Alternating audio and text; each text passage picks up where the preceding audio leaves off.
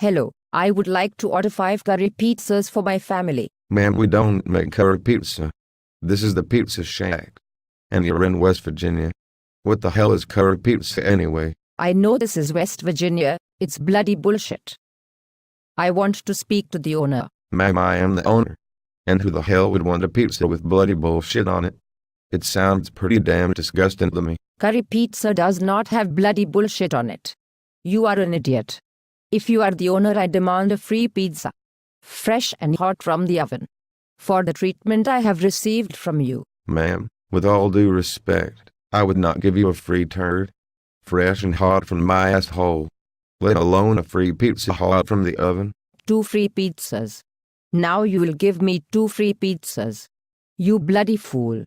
You will give me something for this behavior. Seriously, ma'am, I would not give you a titty twister because you just might enjoy it.